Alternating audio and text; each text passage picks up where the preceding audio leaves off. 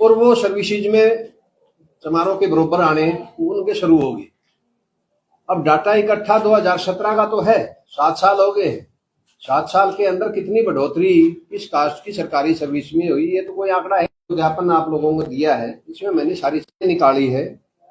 इसमें मोटे से तौर पर मैं 3-4 कास्टों का नाम दूंगा जो वर्गीकरण करवाने का सबसे ज्यादा शोर मचा रही। सबसे पहले वाल्मीकि की इनकी संख्या है 9,38,001 जनसंख्या के हिसाब से, और सरकारी सर्विसेज में इनका परसेंटेज है 1.19।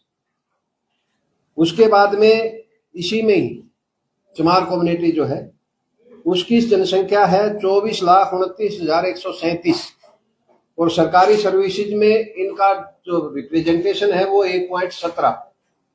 उसके बाद में है दानक समाज की पॉपुलेशन है 5,81,275, और सरकारी सर्विसेज में इनका रिप्रेजेंटेशन है 0.83%। उसके बाद में खटीक, इनकी जनसंख्या है 57,825 और रिप्रेजेंटेशन है 1.28। इसी तरह से ओड है 1,66,161 और सरकारी रिप्रेजेंटेशन इनका है 0.60%। इसी तरह से सैंसी है 50,684 और रिप्रेजेंटेशन है इसका 0.79। मतलब जितनी मैंने कास्टें गिनवाई हैं इनका रिप्रेजेंटेशन सरकारी सर्विसेज में आधे % से ज्यादा है, कम नहीं है किसी का भी। किसी का 1 पॉइंट से भी फालतू है, किसी का आधे से और 1 पॉइंट के बीच में। इसके अलावा जो और कुछ कास्टें हैं जो बोल ही नहीं रही है किसी भी सूरत में, ना इनके साथ है ना उनका कोई लीडर है, और उनका रिप्रेजेंटेशन मैं बताऊं, आदि धर्मी पंजाब की बेल्ट जो हमारी लगती है टोहाना दारसुल इस साइड में ज्यादा है, उनकी जनसंख्या 2256, रिप्रेजेंटेशन है उनका 3.01%। इसी तरह से चनाल एक जाति है, उसका जनसंख्या सिर्फ 181 है और रिप्रेजेंटेशन है सरकारी सर्विस में 4.41। इसी तरह से ड्रेन, इनकी जनसंख्या पूरे हरियाणा में 76 है फुली, रिप्रेजेंटेशन है इनका 11.84। इस तरह से बहुत सी कास्टें हैं जो मैं ये डाटा दिया है आप लोगों को, इसमें सारी चीजें मैंने क्लियर की। इस डाटे के अनुसार जिन जातियों का मैंने नाम लिया है और जिनको ये वंचित अनुसूचित जाति बोलते हैं, वंचित अनुसूचित जाति वो जाति है जिसका सरकारी सर्विसेज में एक भी कोई सरकारी कर्मचारी किसी भी पोस्ट पे नहीं लग रहा, वो वंचित होती है।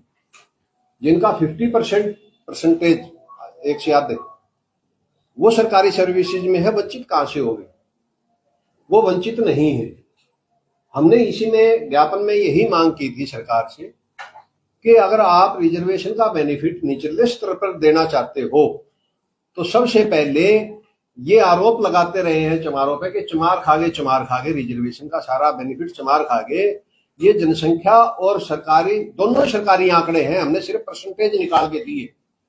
इसमें चमारों की रिप्रेजेंटेशन 1.17 है, वाल्मीकि 1.19 है, तो कौन खा गया? हमारे से तो ज्यादा रिप्रेजेंटेशन उनका है। और फिर जिसकी कास्ट है 100, 250, 500 उसके आसपास है, उनके ज्यादा भी है, 11%, 10%, 4.5% उनका रिप्रेजेंटेशन आ रहा है निकल करके। और ये जो रिप्रेजेंटेशन निकाला गया है वो 2017 तक का है, उससे पहले का 2017 के बाद में 7 साल और आगे। 7 साल के अंदर मैं ये दावे के साथ कह सकता हूं कि ये जो 1% से नीचे जो कास्टें दिख रही है इसमें, इस ज्ञापन में, ये भी चमारों से कहीं ज्यादा इनका रिप्रेजेंटेशन सरकारी सर्विस में मिलेगा अगर अप टू डेट का डाटा डिपार्टमेंटों से लिया जाए तो। और सुप्रीम कोर्ट की कंडीशन बिल्कुल साफ कहती है कि ये डाटा आपके पास होना ही चाहिए। वर्गीकरण का हम विरोध नहीं करते हैं, वर्गीकरण करो, सरकार करे, परंतु निचले स्तर पर जिनका रिप्रेजेंटेशन शून्य बराबर है सरकारी सर्विसेज में उनको दें। नहीं तो आज हमारे पे ये एलिगेशन लगाए जा रहे हैं कि रिजर्वेशन का बेनिफिट चमार खा गए, कल ना एलिगेशन इनके ऊपर लगाएंगे जिनको नहीं मिलेगा। जो 4-5 कास्टें मैंने बताई है उसके अलावा जो और रहेगी जिनका किसी का 10%, किसी का 0.06%, किसी का 0.07%, वो जो जातियां हैं वास्तव में हम वंचित उनको कह सकते हैं कि उनको रिजर्वेशन का बेनिफिट नहीं मिला। उनके लिए अलग से प्रोविजन किया जा सकता है 20% में से जितनी उनकी जनसंख्या है उस हिसाब से उनको रिजर्वेशन दे दे ताकि उनको बेनिफिट मिले। तो आज की प्रेस वार्ता का हमारा यही उद्देश्य था।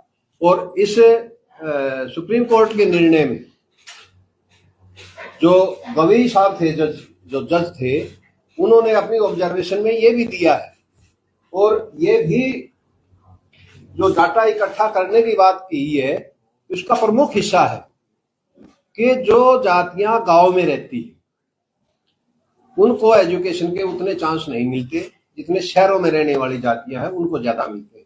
शहरों में जो जातियां रहती है उनके पास बहुत ऑप्शन होते हैं एजुकेशन ग्रहण करने के।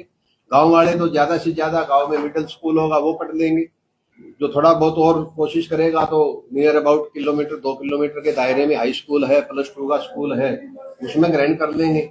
और +2 के बाद में तो मैं ये कहता हूँ कि 60% 70% बच्चे शहरों में आते ही, वो +2 करके ना गाँव में रह जाते हैं, नहीं ऑफर कर पाते गाँव।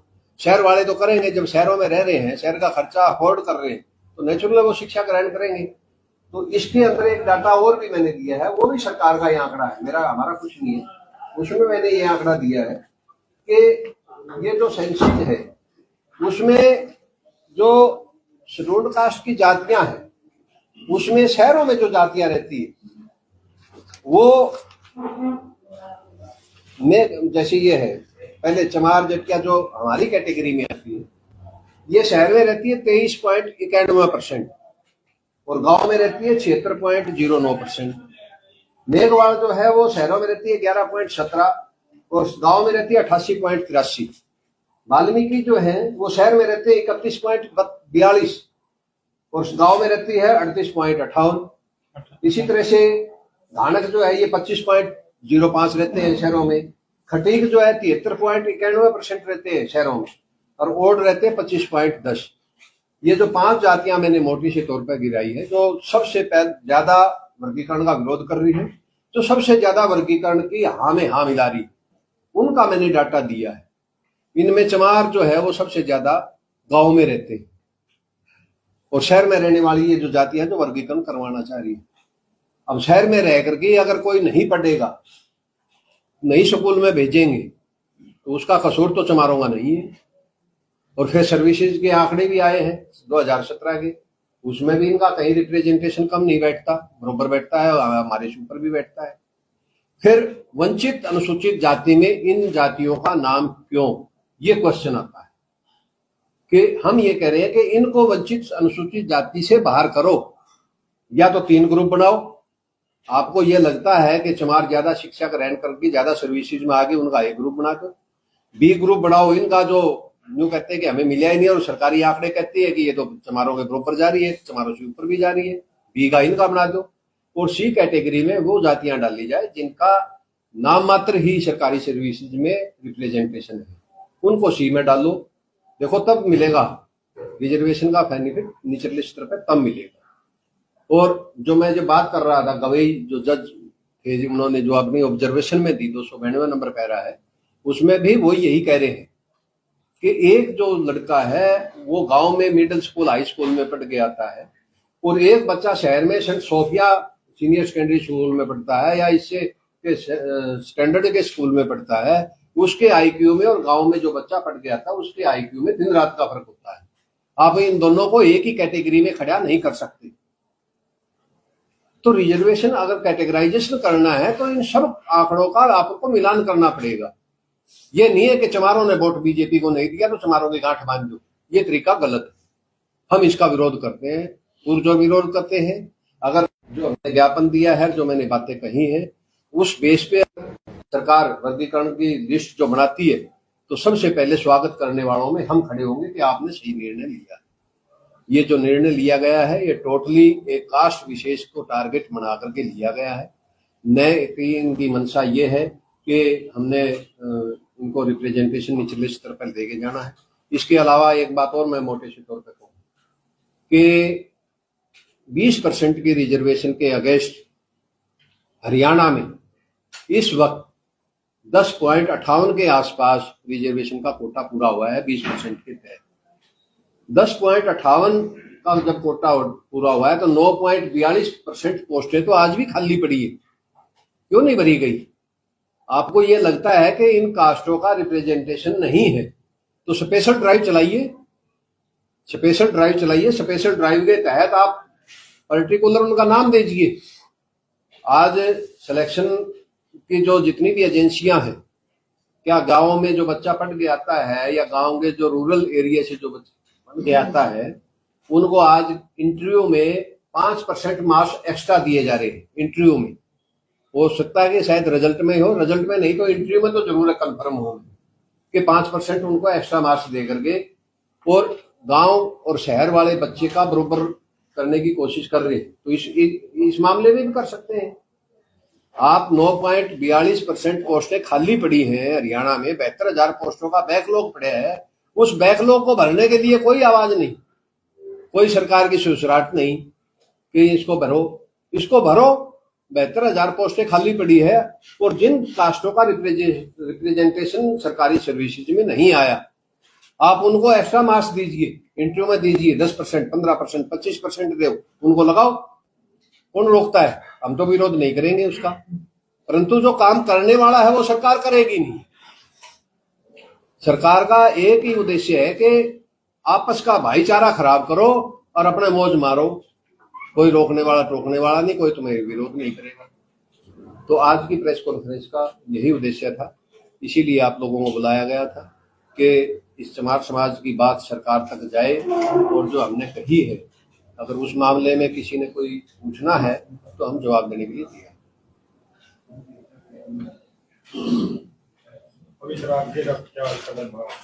आगे का ये है कि हम, क्योंकि वैसे तो जो अभी कैबिनेट की मीटिंग हुई उसमें मुख्यमंत्री जी ने ये कह दिया कि ये हम आज से ही लागू करेंगे।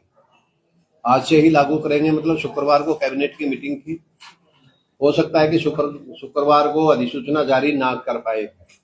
अगर आज से ही लागू करने वाली बात है तो आज सोमवार है, पहला वर्किंग डे है कैबिनेट की मीटिंग के बाद में। उम्मीद ये है कि आज या कल में नोटिफिकेशन जारी हो जाएगी। नोटिफिकेशन जारी हो जाएगी तो हम टोटली जो सुप्रीम कोर्ट की रूलिंग है, जो ऑब्जर्वेशन दी है जजों ने, क्योंकि इसी मामले को मैं थोड़ा सा पीछे लेकर के जाऊं। 85वां संविधान संशोधन पास हुआ था पार्लियामेंट, और पार्लियामेंट से पास होने के बाद में उस संशोधन को एम नागराज नाम के एक आदमी ने सुप्रीम कोर्ट में चैलेंज किया। जब चैलेंज किया तो सुप्रीम कोर्ट ने जो अपना डिसीजन दिया उसमें 3 कंडीशनें लगाई थी 85वां संविधान संशोधन को लागू करने के लिए। कि एक तो इनका सर्विसेज के अंदर रिप्रेजेंटेशन देखा जाए कि कितना है, इनकी बैकवर्डनेस देखी जाए, इनके एजुकेशनल और फाइनेंशियल बैकवर्डनेस का डाटा इकट्ठा किया जाए, तब आप 85वां संविधान संशोधन लागू कर सकते हो। परंतु कई सरकारों ने वोट बैंक के हिसाब से वो जल्दी में कोई डाटा इकट्ठा नहीं किया और उसको लागू कर दिया।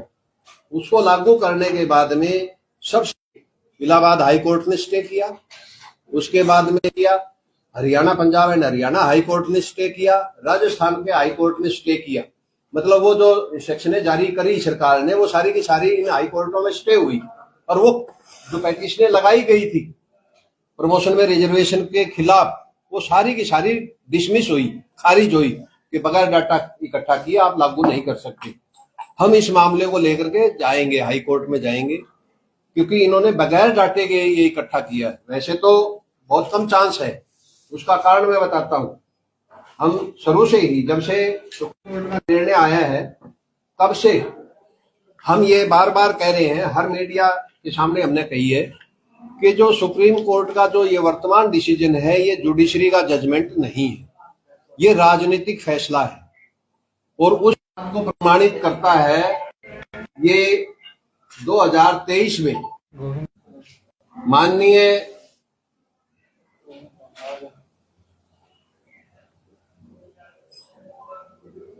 जीवी नरसिंहा राव, ये मेंबर पार्लियामेंट थे राज्यसभा के, उन्होंने